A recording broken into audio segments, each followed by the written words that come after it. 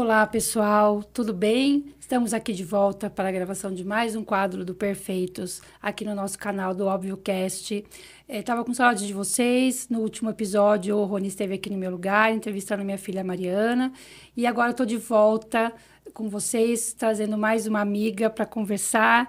É um bate-papo que a gente costuma ter bastante, né, Jaque? E agora a gente vai ter um bate-papo transmitido aí para muita gente, né, assistir. Então, eu gostaria de que a Jaque se apresentasse para vocês. Ela é uma grande amiga, a gente já trabalha junto aí há quase 10 anos, formando pessoas para trabalhar com crianças especiais. E a gente vai dividir com vocês aí, através desse bate-papo, um pouco da nossa rotina nessa área, tá? Jaque, bem-vinda, é um prazer te receber aqui, estou muito feliz. E se apresente para o pessoal, por favor. Sim, boa noite, Dri. Boa noite a todos que nos ouvem, nos veem. É um prazer enorme estar aqui conversando. A gente conversa tanto e é tão bom falar, né? Falar de educação, falar de inclusão é ainda mais prazeroso. Eu vou tomar liberdade de fazer minha autodescrição para quem está nos ouvindo, mas não nos vendo. Eu me chamo Jaqueline, tenho um cabelo bem curtinho, preto, com alguns fios brancos, sou uma mulher de pele branca. Tô com uma roupa amarela com bordado dourado e laranja, um brinco dourado, uma corrente de conchinhas. E tenho um prazer enorme de estar aqui falando com vocês. Dri, muito obrigado pelo convite, eu agradeço de coração. É muito especial toda vez que a gente é convidado para falar do que a gente acredita, né? Ai, que bom. E já que conta para eles também um pouquinho do seu trabalho, do que você faz, para a gente poder explorar você ao máximo nesse bate-papo de hoje. Tá, vamos lá. Primeiro, Dri, posso começar dizendo como eu fui parar nesse processo? Como que foi a minha escolha pela educação? Vamos lá. Eu sou formada em filosofia, mas eu fiz filosofia já pensando em trabalhar na educação infantil. Quando eu finalizei filosofia, eu senti muita falta do respaldo teórico da pedagogia. Fui fazer pedagogia e me vi dentro de uma sala de aula com crianças de verdade, com crianças que aprendiam de jeitos diferentes, que agiam de maneiras diferentes, que respondiam de jeitos diferentes à vida, né? E isso foi cada vez mais me encantando. Como que o ser humano, o cérebro, vai se adaptando, vai conhecendo, vai experimentando, vai se relacionando com o outro. Foi assim que eu fui parar na educação inclusiva. Trabalhei em diversas escolas e uma delas eu tive o privilégio de ter uma sala com 28 alunos e 17 crianças público-alvo da educação especial. Numa época em que a gente pouco falava de inclusão, né? Pouco falava das deficiências. Isso a gente está falando de quanto tempo atrás, mais ou menos? A gente está falando de uns 30 anos, Dri. Sem querer entregar a sua idade, mas a gente está falando de quanto tempo? A gente está falando de uns 30 anos atrás, né? O início da minha carreira, eu comecei como monitora de educação infantil, depois eu fui professora de educação infantil. Tive o privilégio de passar pela educação, pela assistência social, pelas empresas multinacionais de educação. Então, o meu trabalho maior sempre foi no terceiro setor, né, nas antigas ONGs, atuais OSCs, aonde eu sinto o desejo de retribuir o que eu recebi. Porque eu nasci na periferia de Campinas, estudei minha vida toda em escola pública. Quem pagou minha universidade foram os impostos das pessoas. Então, trabalhar nas comunidades de maior vulnerabilidade é o que me motiva a acordar todo dia cedo. E nisso que você está dizendo, né, que da filosofia você foi para a pedagogia, começou na sala de aula, e nesse momento, logo no início, já veio essa demanda da inclusão para você? Ou passou um tempo e você começou a perceber que ali tinha algo que precisava de mais atenção? E como é que você começou esse trabalho de inclusão que você tem até hoje, como diretora de escola? Eu fui parar numa escola particular que tinha como bandeira os processos de inclusão há 30 anos atrás. Então, era uma escola de vanguarda na cidade de Campinas. Mas eu não me atentei a isso. Eu fui levada para lá e cheguei e me encantei com as diferenças em perceber o mundo, né? Essa neuromultiplicidade em conhecer o mundo, essa diversidade de processos me encantou. Mas eu confesso que naquela época eu sentia muita falta de material, de artigos para ler sobre o que eu vi, as deficiências que eu encontrava, os transtornos, né? Porque a gente tá falando da deficiência, mas a gente também tem os transtornos da infância ali. Então, a informação era muito, muito mais difícil do que hoje em dia, né? Quem não viveu a ausência da tecnologia e da internet não sabe o que é você querer um artigo. E ter que ir numa biblioteca. Isso, e às vezes encontrar só numa língua que você não fala. Sim. Né? Mesmo assim, não era muito material que se tinha. Nossa, não, né? eram pouquíssimos. E aí, eu passei por essa escola, fui trabalhar numa OSC e chegou um dia que eu estava trabalhando na educação, tinha todo o desejo de trabalhar com foco na inclusão, tinha descoberto que era isso que eu realmente queria, mas eu ainda me sentia uma profissional num processo de amadurecimento, então meio insegura. E eu fui convidada para trabalhar numa fundação que cuida de deficiência intelectual. Entendi. E aí eu falei, agora não tem mais como saída. Não tem mais saída disso, não. Agora foi assim. Aí eu comecei a estudar, fiz pós-graduação, né? Fiz todas as especializações, comecei a fazer curso de formação em CAPES infantil, em todas as instituições que trabalhavam com as deficiências, né? Trabalhei na Pestalozzi, na APAE, na Acesa, passei por diversas instituições e tive o privilégio de encontrar profissionais maravilhosos que me ajudaram na construção do pouco conhecimento que eu tenho hoje. Uhum. Dentro disso tudo que você está dizendo, já que a gente tem hoje, né, também muito pouco material sobre diversos transtornos, como você está trazendo, ou sobre algumas deficiências que são bem específicas, e que às vezes está chegando hoje para a escola, que são surpresa para os professores, né? Acho que essa falta de informação que você sentiu há 30 anos atrás, eu que sou mãe atípica, eu vejo ainda muitos professores que não chegaram ainda a ter um conhecimento completo, né? A gente tem os monitores, que é o que mais fica próximo, muitas vezes, né, dessas crianças que chegam na escola, mas a gente tem muitos professores, isso é uma conversa que a gente já teve algumas vezes, o quanto que é difícil o professor trabalhar com uma criança não laudada. O professor percebe que tem algo de errado, mas por não ter um laudo, ele não pode fazer nada. Ele não pode adequar uma tarefa, ele não pode adaptar nenhuma atividade, porque ele não tem esse laudo, né? Como é que é isso? Passou-se tanto tempo e eu tô te ouvindo, eu falei, nossa, mas parece que ainda hoje tem essa dificuldade, por mais que tenha informação em todo lugar, na prática, parece que isso não acontece. Dri, infelizmente é isso que a gente sente hoje em dia nos espaços de educação e vivenciando com as famílias, com as crianças.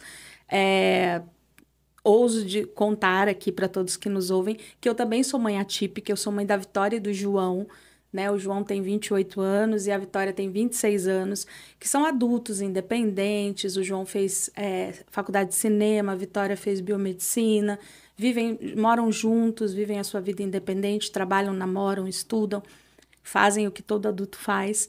E que até hoje a gente vê o quanto esse diagnóstico tardio é dificultoso, né?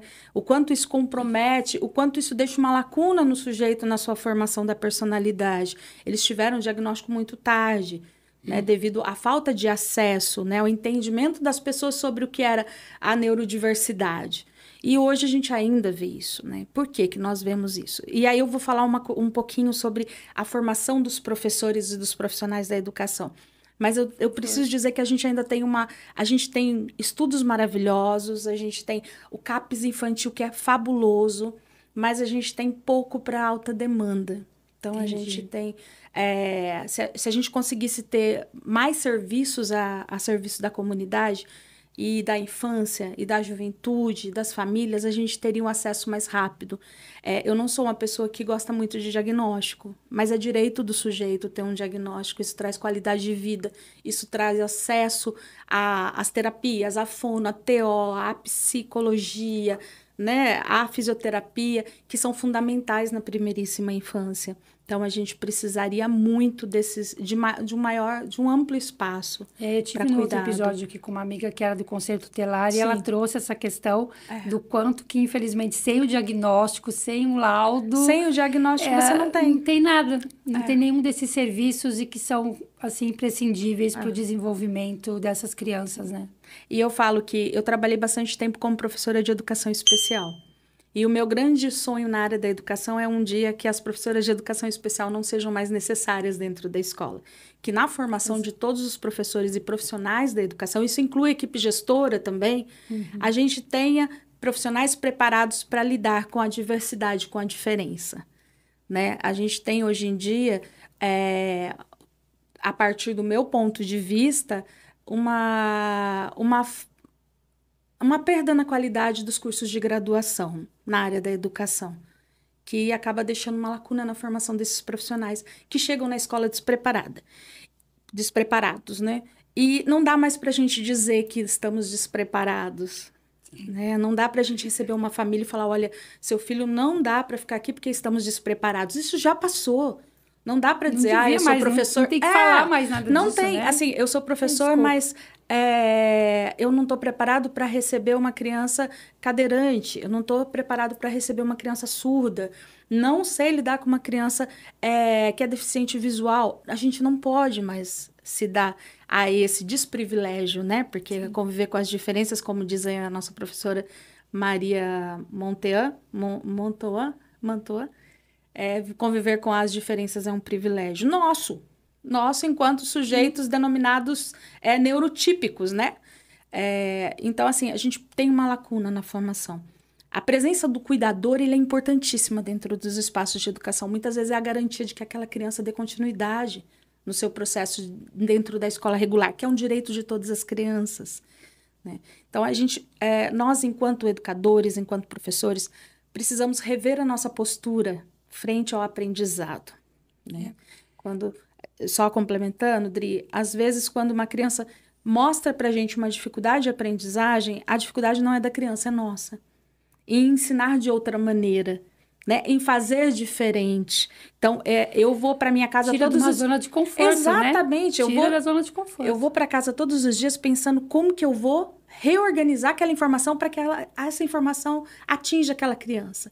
Então, eu tiro da deficiência a culpa pelo não aprendizagem, pela não sociabilidade, e eu trago para mim, enquanto adulto responsável e especialista por educação, a obrigação de procurar meios, descobrir caminhos, né? Sim. Mas aí tem a ver com exatamente o que você falou, sair da nossa zona de conforto e se colocar na descoberta. E é difícil, né? Porque a gente vê hoje os adultos, a nova geração que está vindo, né? Que são muitos professores agora mais jovens, que já vêm de uma era da tecnologia, né? Eles já vêm nessa posição. Eu conheci a Jaque, como eu falei, há uns 10 anos atrás, e juntas a gente trabalha na Gênese, que é uma instituição que trabalha com formação de monitores. A gente começou lá há 10 anos como monitor escolar, era um curso voltado para trabalhar com monitor, berçarista e babá. E há uns 4 anos, mais ou menos, já foi inserido na Gênese também o curso de cuidador de crianças especiais. E nesse curso, vou falar a minha impressão, não sei como é que chega para você, as alunas vêm, né, com uma visão errada, totalmente errada de cuidar de criança especial, né? Vem com uma ilusão de cuidar de criança especial, né? Vem achando que vai trocar fralda e que vai, né, só cuidar da segurança para essa criança não se machucar. E quando ela começa o curso, a gente mostra para ela essa diversidade de trabalho, né? É complicado. Queria que você contasse um pouco, já que pra gente, assim, na sua rotina também, já que você contrata, né, lá no seu trabalho também tem essas monitoras, como é que fica isso que você está dizendo? Essas professoras que não têm esse preparo e que saem da zona de conforto, que muitas vezes terceiriza para essa monitora, talvez esse seu ensinar, né? E como é que fica essa monitora que não sabe o que deve fazer ou não? Os pais também, de certa forma, têm uma visão que a escola é responsável, né? Por um tanto... Então, assim, tá meio completa essa resposta. Eu acho que eu estou jogando muita pergunta de uma vez, mas a ideia é mostrar qual que é a função da escola, como um todo, a função do monitor, que é essa formação que a gente tem. Inclusive, gente, é muito importante essa formação, porque eu fui em algumas palestras da Secretaria de Educação, principalmente aqui de Campinas, e a conta não fecha. A gente está aumentando o número de crianças com laudo, que tem o direito de ter um monitor e não tem monitores suficientes, né? Não tem pessoas formadas suficiente para assumir essas funções. Então, tá num impasse aí do Ministério da Educação que a conta não fecha. Então, em contrapartida, a gente tem aí uma necessidade. E aí, como é que fica tudo isso? Fala um pouquinho pra gente. Até eu fiquei assim, agora, muita coisa, vamos ver como é que se resolve, porque nem eu consigo visualizar muitas vezes o que fazer. Esse é um tripé importantíssimo, né, Adri? Acho que a gente podia passar horas e horas falando sobre isso, que é escola, família e criança e aluno, né? E, e aí, o que que a gente vê? Toda criança é responsabilidade do professor. Na aprendizagem, na construção do vínculo. Responsabilidade, eu digo, é ele que constrói as pontes, as primeiras pontes. Se eu tenho um adulto que tem dificuldade de se vincular com essa criança, né? E às vezes a dificuldade é do aluno e não da criança, por diversos motivos, por falta de informação sobre o diagnóstico, por falta de informação sobre aquela síndrome. Parece que a gente está vivendo um mundo de... A gente tem informação, mas a informação não vira conhecimento, né? Essa semana eu tive uma colega dizendo que fez a contratação de uma profissional que estava com medo de pegar a síndrome da criança. Então, a gente ainda tem isso. Então, assim, a desinformação acaba dificultando a vinculação. Então, qual que seria o ideal? Que esse professor e esse cuidador trabalhassem junto para que essa criança pudesse vivenciar todos os processos que é oferecido para todas as crianças. Participar de tudo. Da hora da alimentação, da hora da higiene, brincar junto no parque de areia, fazer atividade com massinha, todo mundo junto ali. Mas nós adultos, nós criamos uma certa rigidez em lidar com aquilo que é diferente e que não segue um processo que a gente imagina como perfeito. Então, se eu estou na sala fazendo uma atividade de massinha e eu tenho uma criança que por um motivo ou por outro, né, devido às suas especificidades, do seu diagnóstico, da sua deficiência, começa a gritar na sala, a gente tem a dificuldade de entender que essa é a maneira de comunicação dela. E aí, às vezes, você tem um profissional que acaba delegando ao outro esse cuidado exclusivamente para parar com aquela comunicação. Então, a falta de vinculação faz que um profissional entregue ao outro uma demanda que deveria ser prazerosa de se resolver para a gente enquanto adulto, né? E aí, se a gente não tem vínculo, a gente não consegue estabelecer relações. Por outro lado, a gente tem cuidadores que estão adoecendo muito rápido, porque estão chegando nas escolas com uma expectativa e estão encontrando outras. Porque para você cuidar do outro, você precisa se cuidar, né? E o cuidado, ele é muito abrangente. E quando eu vou trocar a fralda, quando eu vou dar alimentação, ajudá-la na locomoção, eu me envolvo emocionalmente com essa criança. Porém, eu tenho que entender que esse ser, além de ser um sujeito de direito, ele é capaz. Então, eu tenho que ver o que ele pode, não o que falta. O que ele tem, não aquilo que falta. E trabalhar com as potencialidades de cada um. Se eu tenho um cuidador que, ao invés de emancipar a criança, ele tenta trazer para o colo, porque é natural, a gente quer cuidar, a gente quer proteger, eu estou fazendo um desserviço, porque eu estou levando no colo ao invés de ajudar essa criança a ir caminhando. Então, assim, é muito delicado. A formação desses profissionais é muito importante. A gente tem falta de cuidadores, porque a gente tem cuidadores entrando na escola e não aguentando a rotina de trabalho. Porque nós temos um público muito grande de crianças neuroatípicas com diversas deficiências e transtornos chegando nas escolas. Isso tem vários motivos, entre eles o adoecimento da nossa sociedade pós-pandemia, né? O mergulho dessas crianças no celular, nas tecnologias, a falta de contato com o núcleo familiar, com a sociedade, o convívio com outras crianças, o convívio com a avó, com a mãe, com o pai, o comer na mesa, o não comer só olhando a tela do celular. Então, a gente tem crianças chegando com transtornos que talvez nem tivessem um solo fértil para se desenvolver, mas que está encontrando na nossa sociedade um solo fértil para se desenvolver. Então, eu não sei se eu consigo te responder, porque é muita coisa, né? Sim, a cabeça da gente pensa num monte de coisa, mas formação é importante, né? Entender que você precisa se cuidar para cuidar daquele sujeito.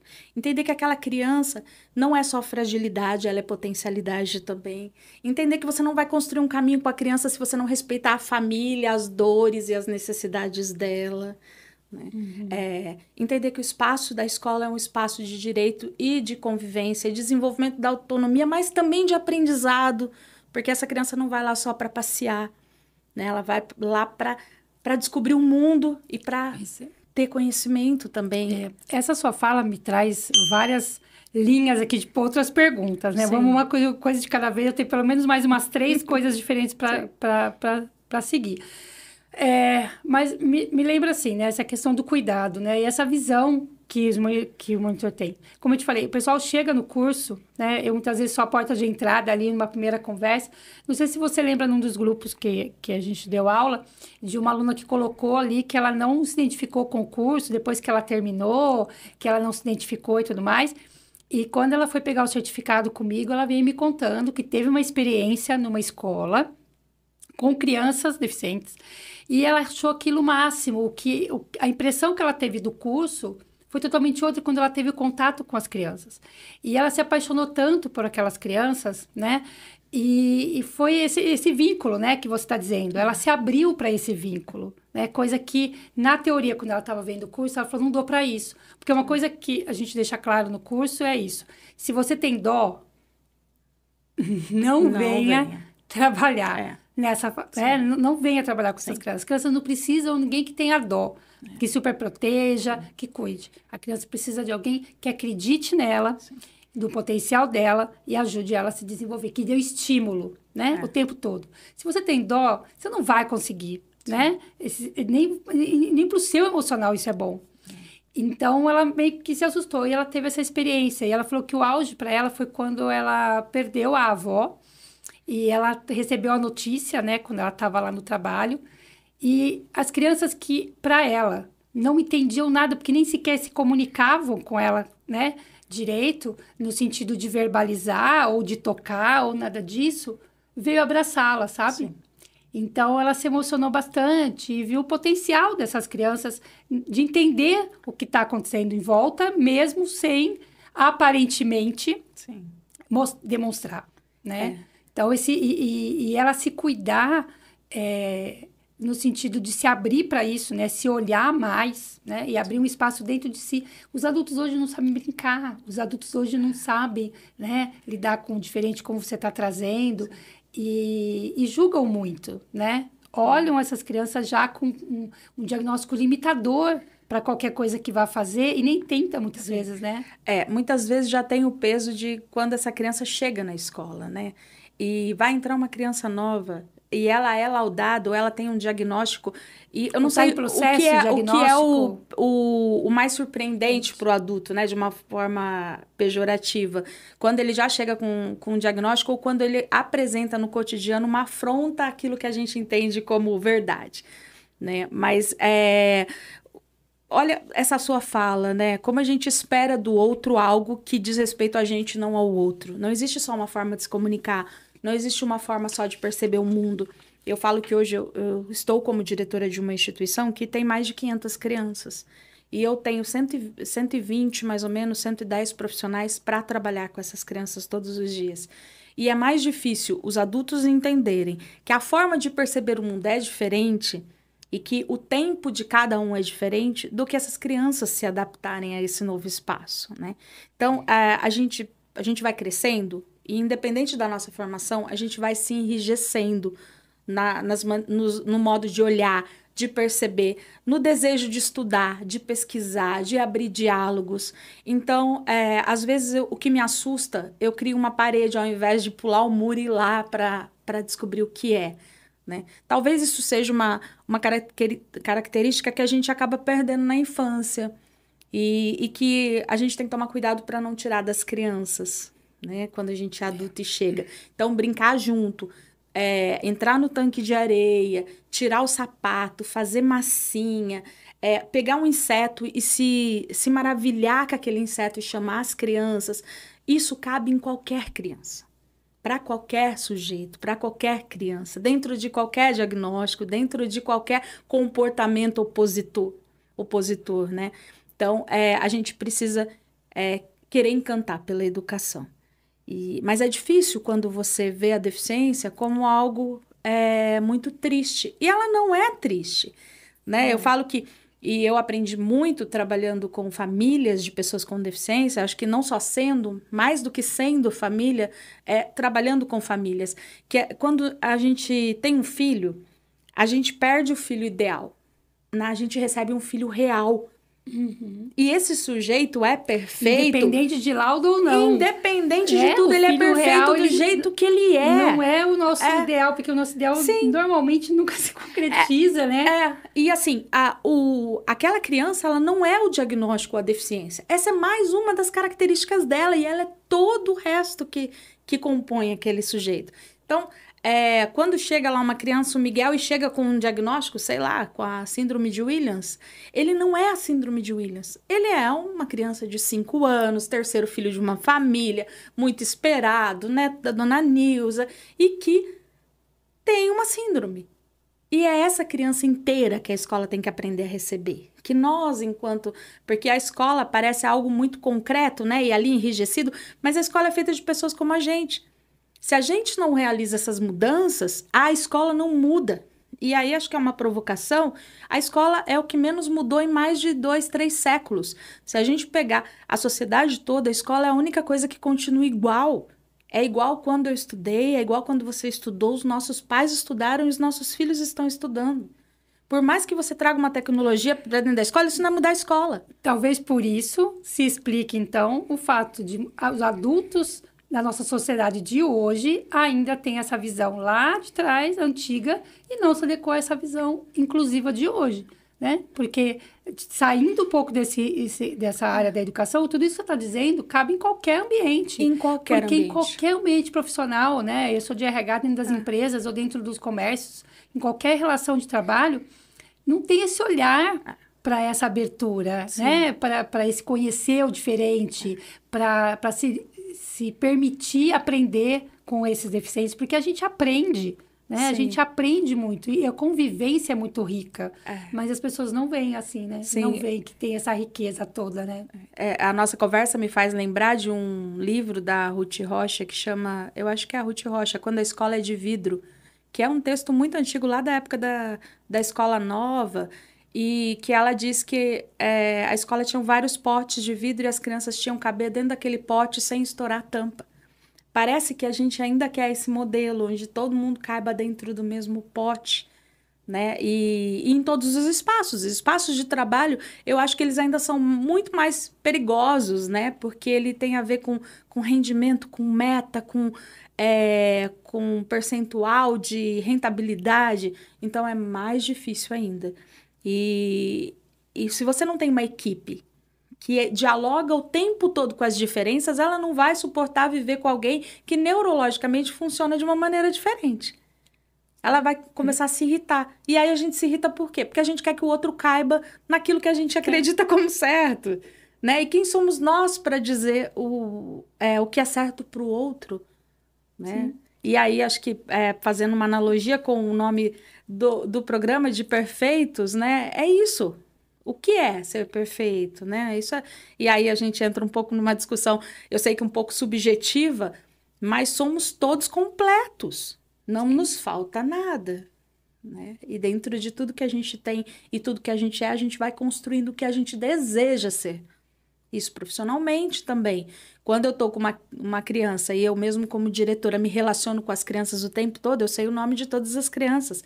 Eu conheço as famílias, eu quero conhecer, eu quero ajudar na construção desse diagnóstico. A gente precisa usar a discussão de caso, onde eu tenho a professora dessa criança, eu tenho a cuidadora dessa criança, eu tenho a coordenadora da escola, eu tenho a diretora da escola.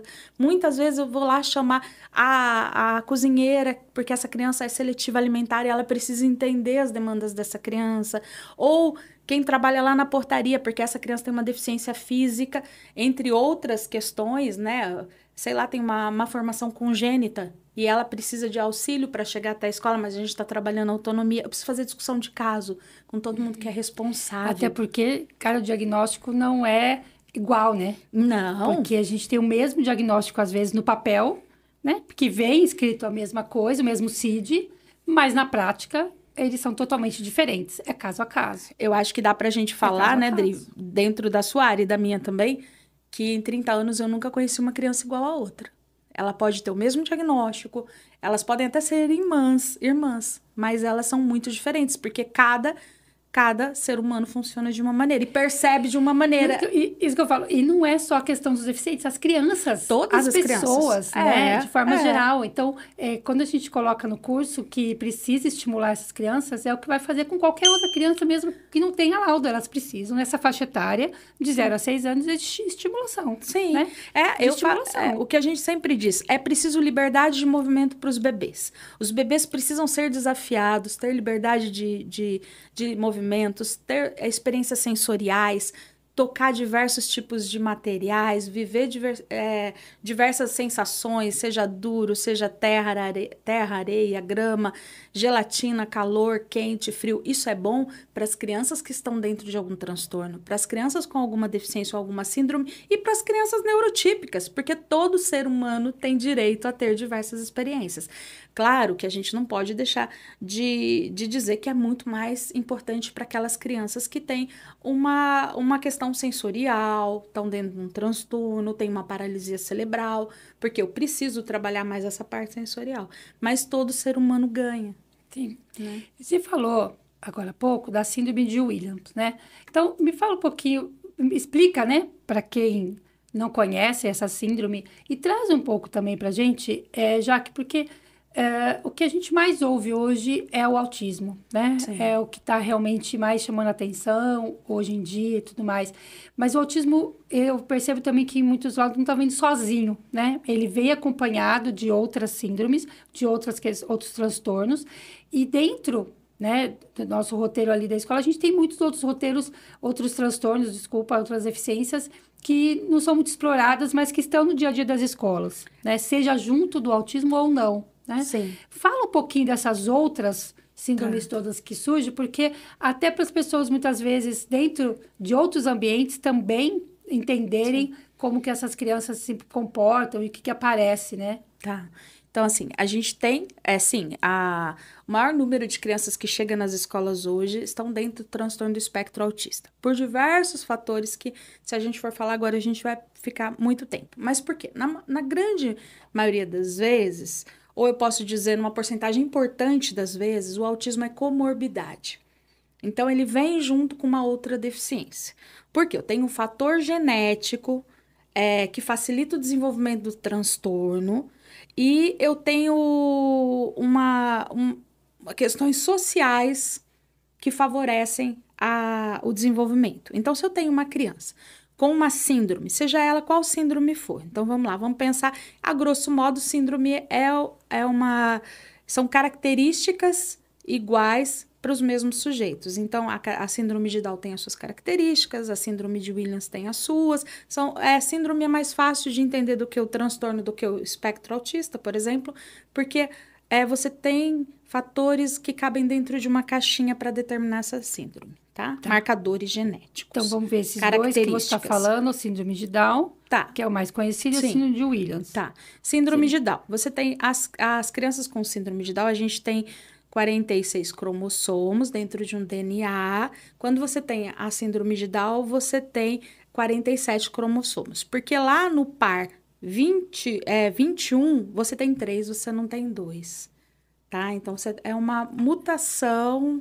Fez lembrar aulas de biologia mais agora, ou menos né? Isso, E aí, essa síndrome, que é uma característica do DNA, traz características. Então, a mão mais curtinha, o pescoço mais grosso, o olho mais puxadinho. Isso são características externas.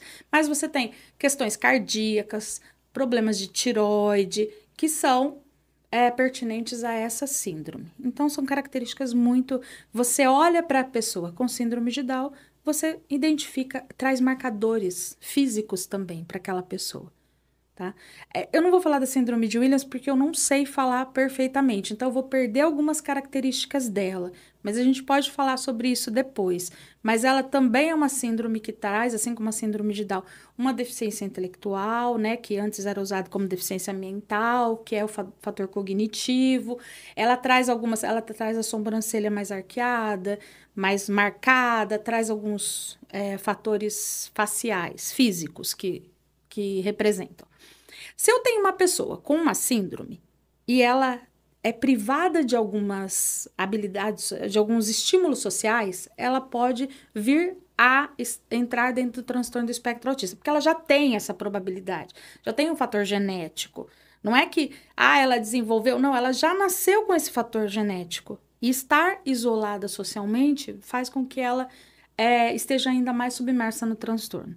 Então, é por isso que a gente tem tanta criança com comorbidade do autismo, por conta de isolamento social, por conta de falta de acesso a outras oportunidades, né? É diagnóstico precoce. Então, quanto mais precoce a gente descobre, mais a gente cuida e mais a gente inclui socialmente, mais benefícios a gente tem. Tá? Então, assim, as escolas não têm só crianças dentro do transtorno do espectro autista. A gente tem muita criança com TDAH, a gente tem muita criança com deficiência visual, com deficiência auditiva.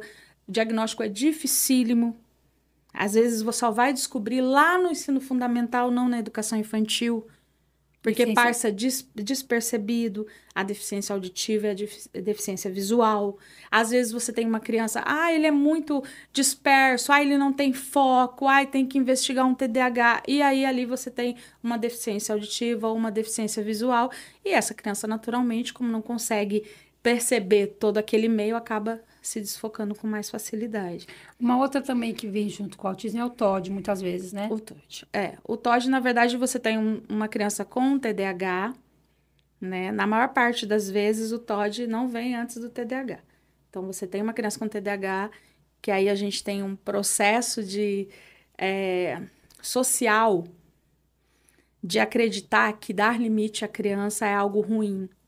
E nós, enquanto adultos, somos responsáveis por dar limite, dar o contorno para a criança. O contorno é o abraço, é o que faz ela crescer segura. Criança sem limite cresce, na grande maioria das vezes, com depressão, com ansiedade. É por isso que a gente tem uma adolescência adoecendo por falta de limite. O limite é aquilo que diz para a criança, fique tranquilo, brinque, você é criança, eu sou adulto, eu cuido disso. Aqui você não pode, porque eu cuido de você, eu sou responsável por você. Né? Então, aí se você tem uma criança com um TDAH que não tem o limite, o contorno, o cuidado, aquilo que ela vai acreditando, que ela vai tendo como certo, rotina, né? Regras sociais, que são importantes, eu vou desenvolvendo para um TDAH, para um TOD, transtorno opositor disruptivo. Que aí é muito... Aí, do TOD para um transtorno, de personalidade, um transtorno de conduta, é muito rápido, né? Então, assim, e aí a gente acha que o TOD é a criança opositora. Não, o TOD é algo muito sério. Uma questão de saúde mental da infância que é um desafio pra gente. É difícil o diagnóstico, é difícil de aceitação social, porque são crianças que pegam na gente em questões muito desconfortáveis, né? Uhum.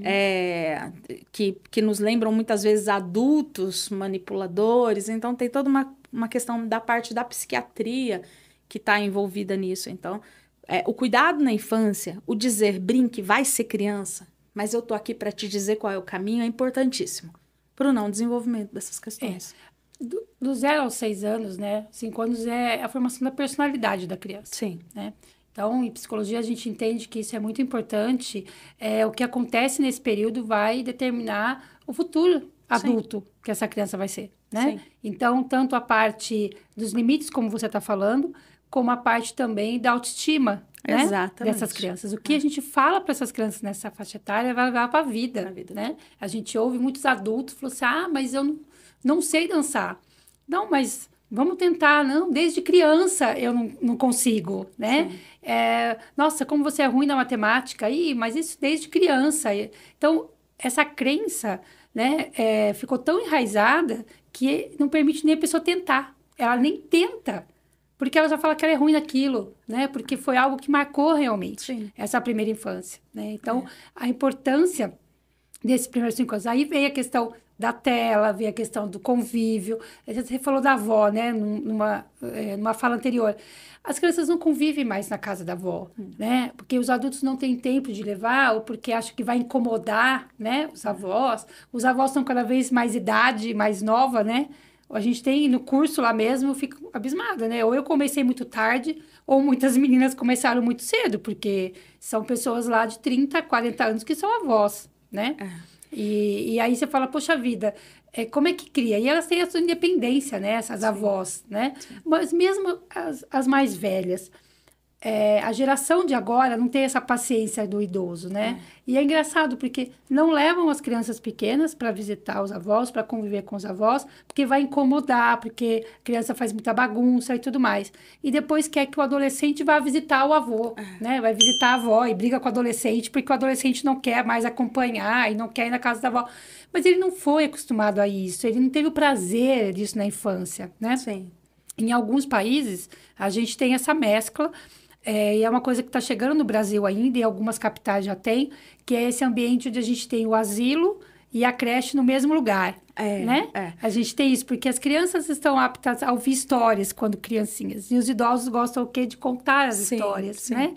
Isso devia ser mais prático, isso dá uma liberdade muito diferente para as crianças, né? Se a gente for pensar, todas as sociedades antigas, primitivas, viviam ao redor da fogueira, da máquina de costura, onde as histórias eram orais, né, eram contadas.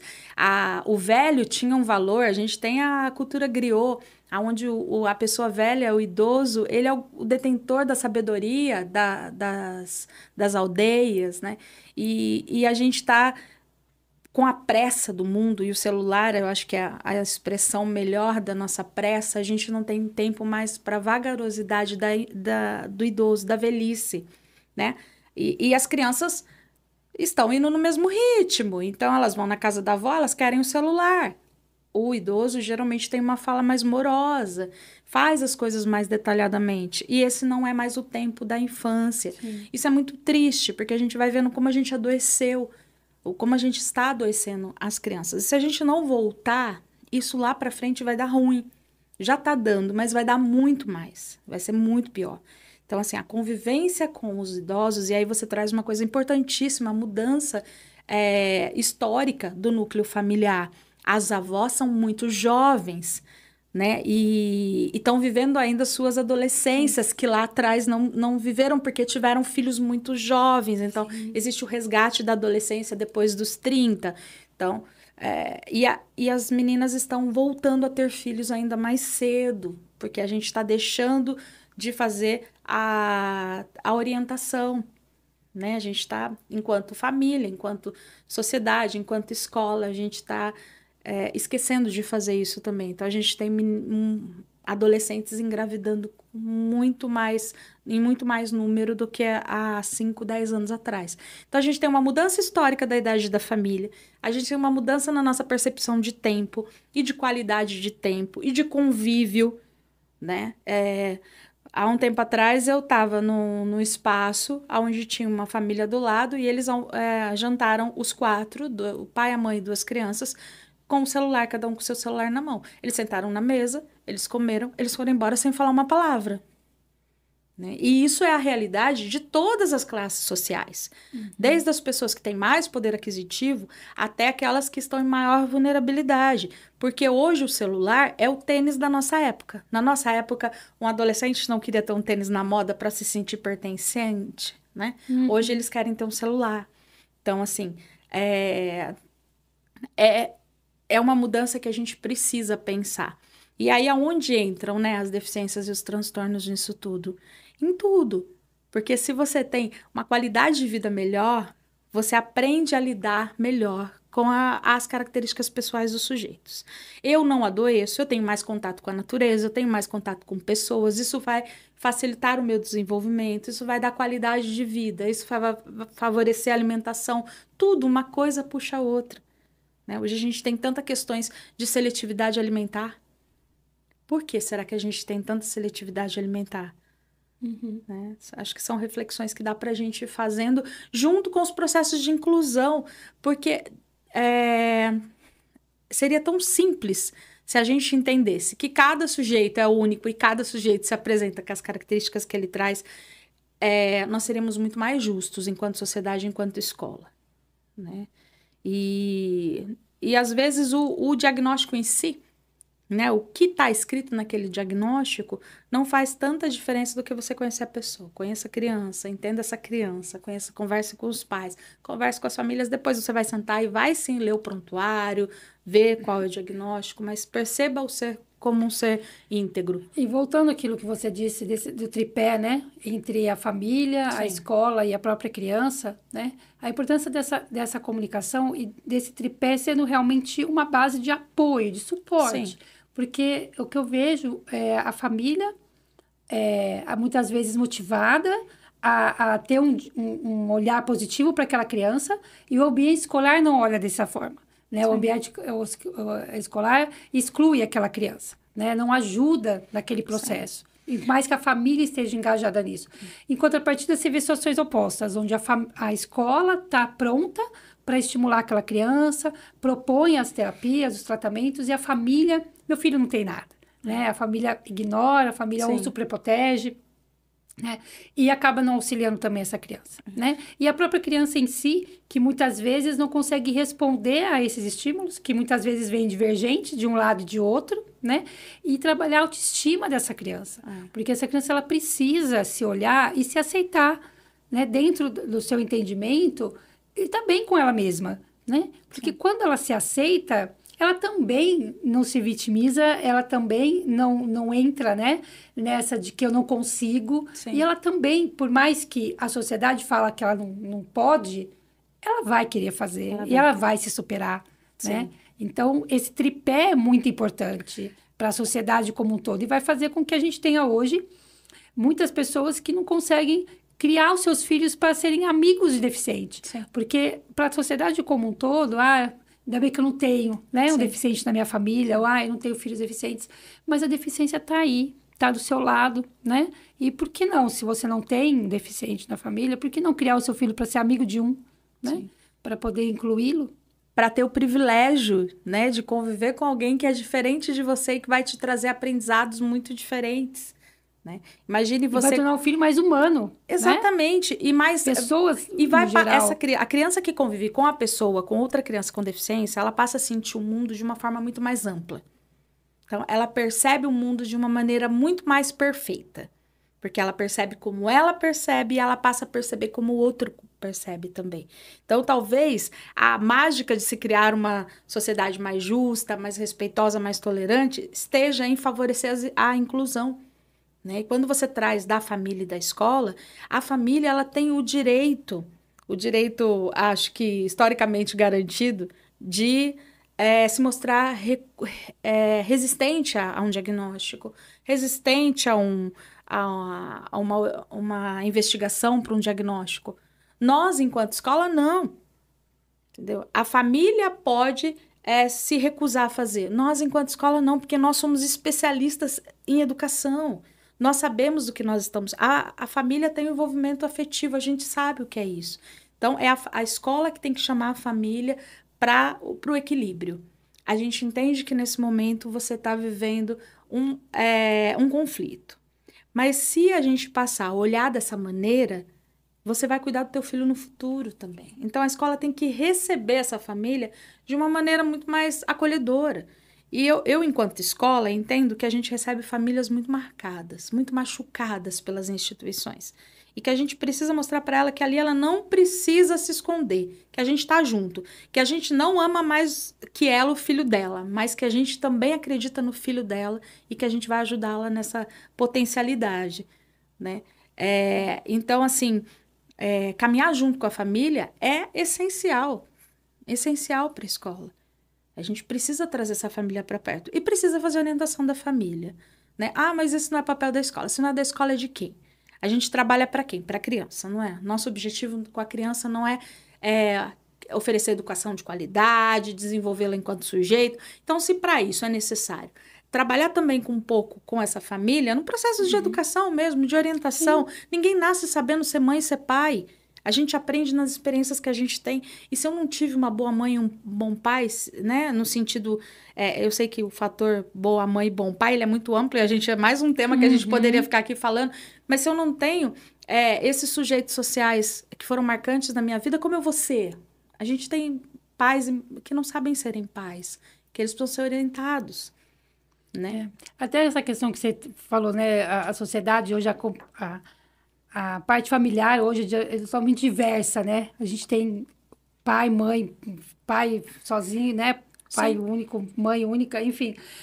Mas a gente tem o seguinte, né? Quando a gente se vê sendo pais, se nasce pessoas, né? Vai aprender como na vida, como você está dizendo. Mas acaba que a gente, muitas vezes, vê só duas formas de criar os filhos e não vê uma terceira, né? Sim. A primeira é assim, eu vou criar os meus filhos como eu fui criado. Funcionou para mim, vai funcionar. Então, minha mãe não deixava eu tomar refrigerante antes do almoço, eu também não vou deixar os meus filhos, né? E leva ferro e fogo a sua criação, mesmo que a sua criação tenha sido lá de trás, sim, ela repete. Outra opção é, vou fazer totalmente diferente. Os meus pais não deixavam eu tomar o refrigerante e meus filhos vão tomar, né? Porque eu não gostava quando meu pai me proibia, então meus filhos vão poder, sim, né? E esquece que quando eu faço igualzinho, eu estou repetindo as coisas boas, mas as coisas ruins também. Sim. E quando eu jogo tudo no lixo, e eu não crio meu filho totalmente oposto, eu estou jogando fora as coisas ruins, mas eu estou jogando também as coisas boas, né? E ninguém vê esse equilíbrio dessa terceira forma de criar os filhos, né? Porque nas escolas, muitas vezes eu vejo, trabalhando com alguns pais, justamente isso, né? Ai, não tive pai, minha mãe me criou sozinho, então eu não sei ser pai porque eu não tive um, sim, né? É um discurso comum, tá? Mas o que você sentiu falta do seu pai? O que você gostaria de fazer com ele que você não fez? É justamente isso que você tem que fazer com seu filho, né? Resgatar isso. Mas hoje a gente está numa cultura muito de terceirização, né? Eu falo que hoje o mundo terceiriza tudo com muita facilidade. Hoje eu não preciso saber fazer nada. Tudo eu terceirizo, né? Eu tenho um marido de aluguel, se eu quiser trocar uma lâmpada, né? Eu tenho uma costureira, se eu não quiser cozinhar, eu posso comer fora ou pedir uma comida. Hoje tudo se terceiriza com muita facilidade. E o perigo está justamente aí, né? Sim. Eles estão terceirizando também, muitas vezes, o amor dos filhos, né? Eu deixo que a professora faça isso, eu deixo que a escola faça isso. A educação, deixa que a escola cuide disso, né? Daquela educação básica que a gente diz, né? Eu culpo o outro, né? Com muita mais facilidade. A culpa é do outro, não é sim, minha. Né? É a professora que não ensinou, né? A cuidadora que não fez. Sim.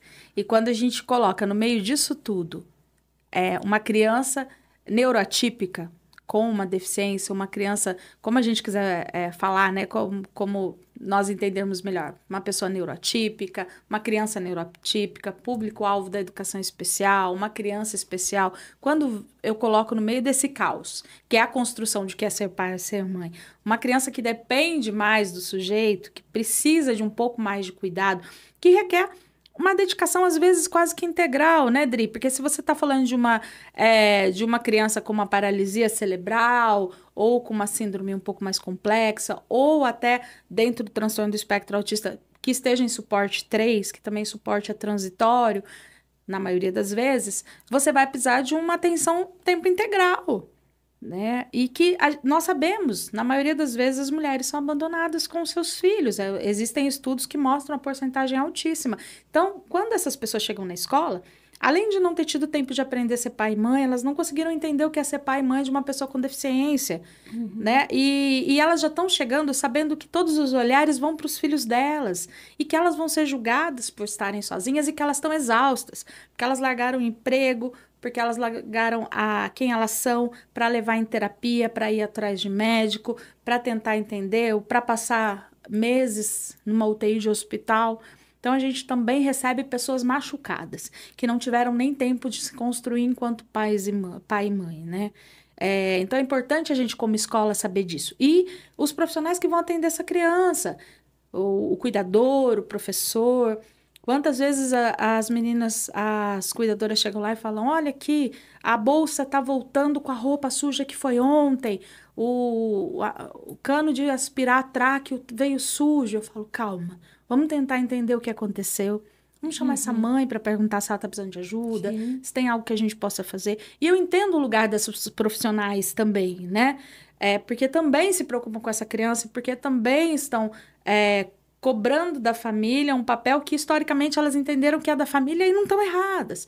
Mas se a gente não fizer esse balanço, a gente perde essa mãe e ela para de trazer essa criança, e ela vai ficar em casa com essa criança vai perder a oportunidade de conviver com as outras crianças e as outras crianças de conviver com essa criança, né? Então, assim, lidar com as relações humanas, elas são muito importantes para os processos de inclusão. Fortalecer os profissionais que estão dentro da escola, fortalecer a família. Você trouxe uma fala importantíssima, falando de como é difícil para a família. Não vou conseguir relembrar perfeitamente o que você falou, mas historicamente a escola chama os pais só para reclamar. Sim. Nós somos chamados ou para reunião de pais, ou quando vem um bilhete no caderno, ou para dizer o que os nossos filhos não estão atingindo.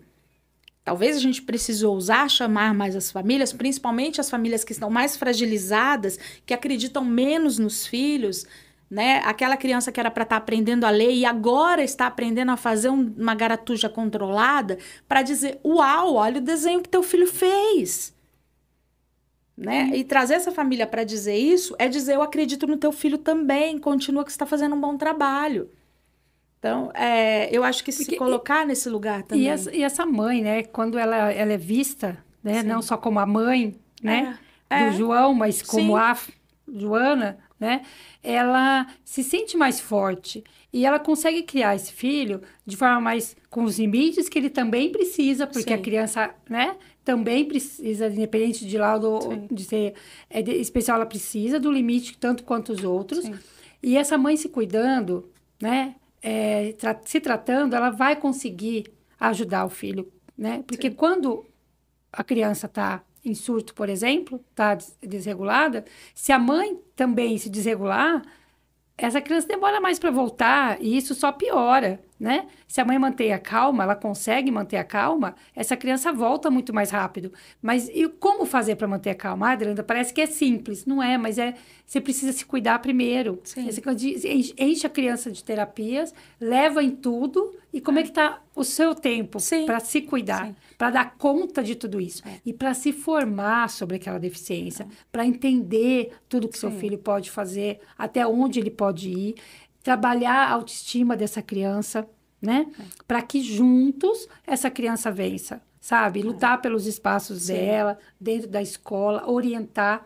A Mariana, minha filha, ela fez tudo o que ela quis, mas se a escola não está preparada para receber uma criança com perda auditiva, imagina a professora do teatro, imagina a professora do inglês, imagina a professora da escolinha de futebol. Tá, né? Mas eu, como mãe, estava lá orientando esses lugares para recebê-la, né? E ela conseguiu estar lá, né? Então, esse papel dos pais, mas precisa desse cuidado, não ficar com culpa nenhuma, porque muitas vezes a culpa é algo que atinge esses pais, né? A culpa, ela E aí, trava, né? E a culpa é feminina, né? A culpa, ela é feminina. Então, historicamente, a gente vai ver que as mulheres se culpam por não ter gerado o filho perfeito. Então, algumas vezes, depois de um filho com deficiência, vem um outro filho, porque eu preciso ter um outro filho perfeito. Porque esse não é perfeito. É triste dizer e é brutal pra gente ouvir, mas a gente, enquanto mãe, a gente também consegue perceber isso, né? Enquanto mulher. E é cobrado muito da sociedade. A sociedade cobra muito da mulher. Esse filho que se encaixe. Do pai, nem tanto. Não muito, talvez. Mas da mulher, sim.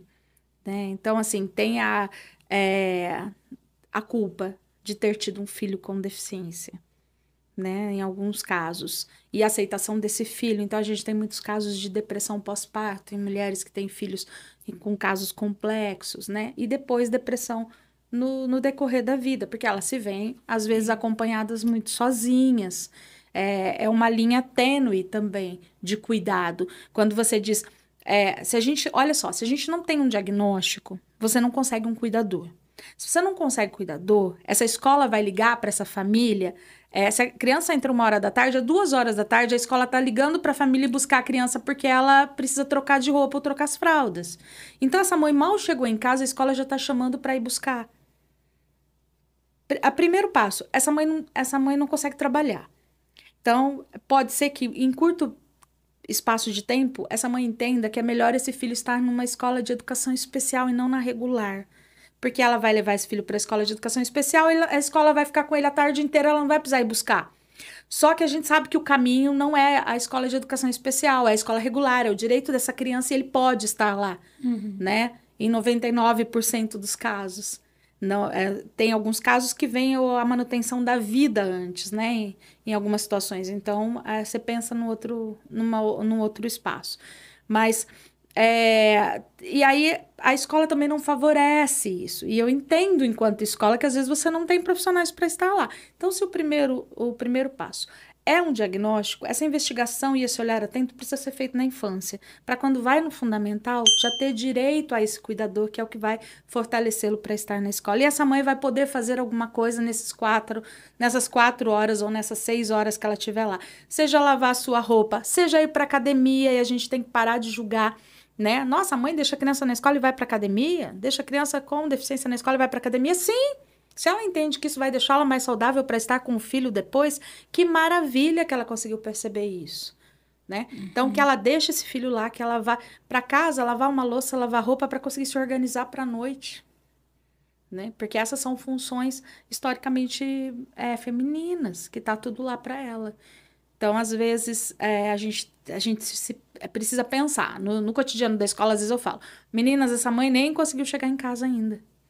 Será que não tem nada que a gente possa fazer aqui para ajudar essa criança a se organizar, se ela está desorganizada, se ela está numa crise? O que a gente pode? Então, vamos fazer. Vamos esgotar todas as possibilidades. Se a gente vê que essa criança está, de uma maneira ou de outra, sendo prejudicada, a gente liga para essa mãe. Mas, enquanto escola, vamos colaborar. Sim. Né?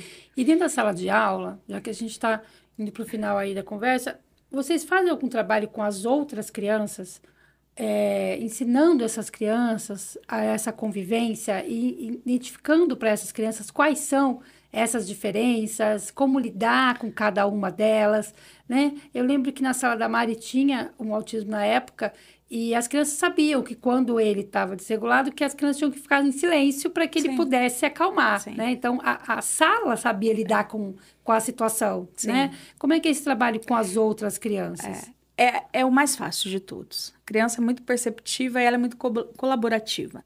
Então, as crianças conhecem os seus amigos a ponto de saber que naquele momento ele precisa ele está se organizando. Ah, por que o meu amigo está ali no canto fazendo I com a mão no ouvido? Porque ele está se organizando. Mas é preciso dizer, é preciso fazer uma roda. É direito das crianças saberem. Olha, hoje a Carol vai entrar aqui, a Carol entrou hoje, chegou hoje para a nossa turma. A Carol tem uma característica diferente da nossa.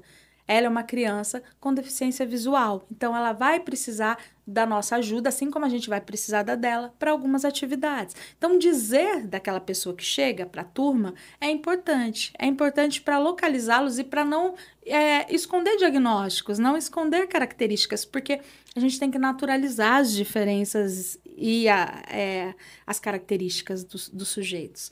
Então, é importante, sim, a gente tem uma literatura gigante que ajuda a falar dos diversas deficiências, dos diversos transtornos. A gente tem hoje uma literatura infantil aí muito, muito boa a nível de Brasil para a gente trabalhar com as crianças. A gente precisa dizer...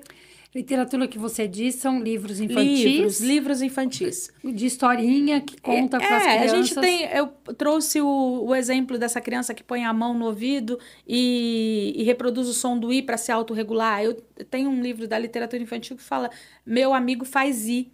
E ele conta uma criança que tem, entre outras características, o transtorno do espectro autista e que ela se organiza colocando a mão no ouvido e fazendo... Ela não se comunica verbalmente, ela emite o som de I. Então, a gente tem muito. Tem livros sobre crianças que têm deficiência visual, deficiência auditiva, crianças que fazem uso de cadeiras de roda, crianças Mas com essas paralisia crianças como cerebral, personagens. Personagens principais desses livros, né? Então, assim, isso é importante. É importante também que você dá a voz, representatividade é importante para as crianças. E se eu não tiver nenhuma criança com deficiência, esses livros têm que estar na sala de aula também. Né? Mas estão onde esses livros? Se eu quiser achar esses livros... Esses livros precisam estar no alcance das crianças. Tá? Esses livros precisam... Literatura infantil é para estar ao alcance de criança.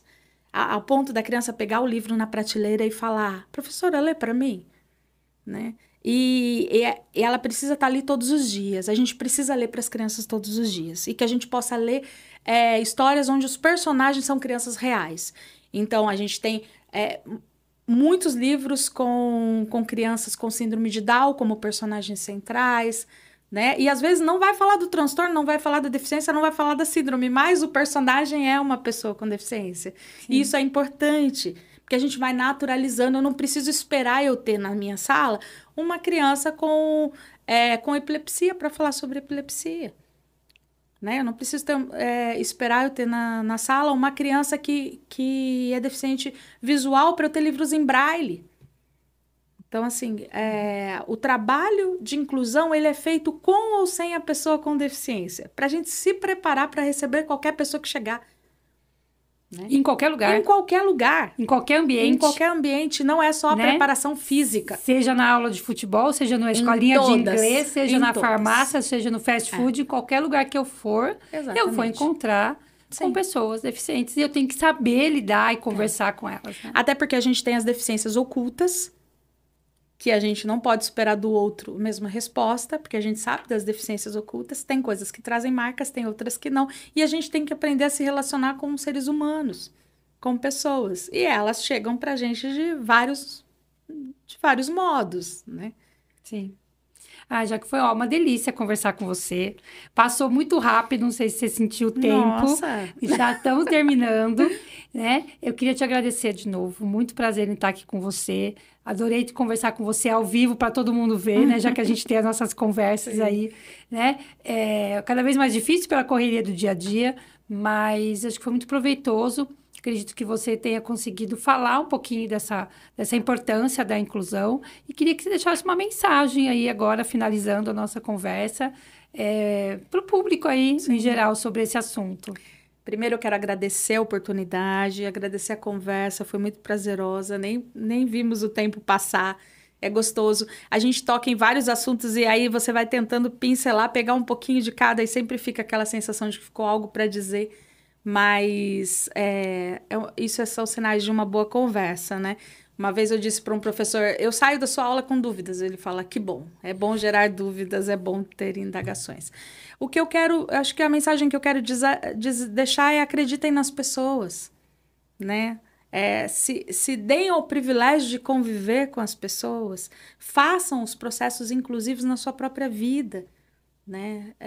Venham conhecer, vão conhecer, se coloquem no mundo como sujeitos de aprendizado, independente da idade. E se abram para isso, né? E sejam modelo para as crianças que os cercam, sejam modelo para as outras pessoas. As crianças estão atentas ao mundo. Então, cada gesto que a gente faz de jogar um lixo no chão, a falar de uma característica física do outro, a gente está sendo observado por uma geração que está ali prestes a assumir o mundo.